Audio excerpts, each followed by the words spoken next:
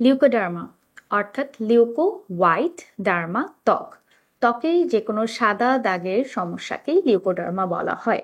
আমরা অনেক সময় লিউকোডার্মা এবং ভিটিলিগো এই দুটো নিয়ে কনফিউজড হয়ে যায়। ভিটিলিগো বেসিক্যালি একটি অটোইমিউন ডিজিজ, অর্থাৎ আপনার ইমিউন সিস্টেম যখন আপনার স্কিনের এগেনস্টে কাজ করে এবং মেলানিন প্রোডাকশনটা বন্ধ করে দেয় তখন ভিটিলিগো হয়।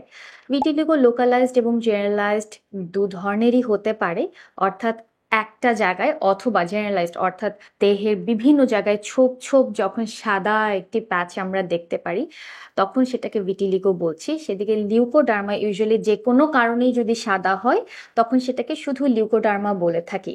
ভিটিলিগো এক জায়গায় না, বিভিন্ন জায়গায় ইউজুয়ালি হয়ে থাকে। লিউকোডার্মা কিন্তু ইউজুয়ালি একটা সাদা দাগ দেখলেও আমরা তখন সেটাকে লিউকোডার্মা বলতে পারি।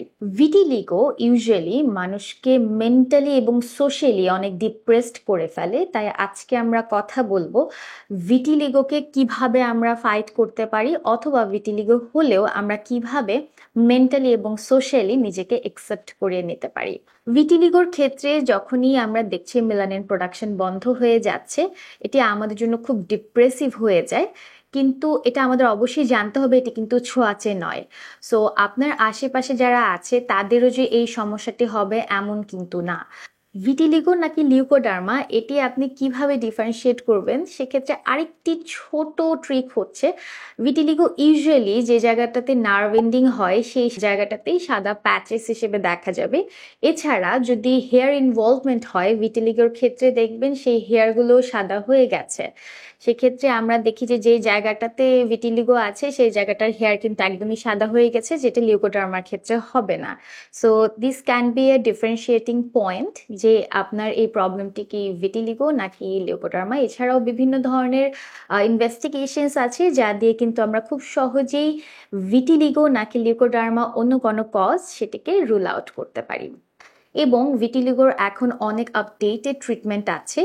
সো ট্রিটমেন্ট করবেন কি না করবেন এটি অবশ্যই আপনার চয়েসের বিষয়। ভিটিলিগোর ক্ষেত্রে ইউজুয়ালি দেখা যায় নোজ, লিপস, নেক এই জায়গাগুলো খুবই কমন। এছাড়া শরীরে আরও অন্যান্য জায়গায়ও ভিটিলিগোর এই সাদা প্যাচেসগুলো দেখা যেতে পারে। ভিটিলিগো ট্রিটমেন্টের ক্ষেত্রে ইউজুয়ালি আমরা বিভিন্ন ধরনের মেডিকেশন যেমন কর্টিকোস্টেরয়েড ছাড়াও ক্যালসিনিউরিন ইনহিবিটরগুলো দিয়ে থাকি। এছাড়াও ফটোথেরাপি এখন খুব ভালো কাজ করছে। এছাড়াও অনেক আপডেটেড টেকনোলজির ট্রিটমেন্ট এখন চলে এসেছে। সো আমরা কিন্তু চাইলেই সেই ট্রিটমেন্টগুলো করিয়ে নিতে পারি। তাই নিজেকে আসলে মানিয়ে নেওয়া এবং এই ট্রিটমেন্টগুলো নিয়ে সুস্থ করে তোলাটা আপনার চয়েস। তাই আপনি যদি ভিটিলিগো প্রবলেমে ভুগেন অবশ্যই আপনি আপনার ডার্মাটোলজিস্টের সাথে আজই যোগাযোগ করে এই ট্রিটমেন্ট সম্পর্কে ডিটেলস জেনে নিতে পারেন। ধন্যবাদ।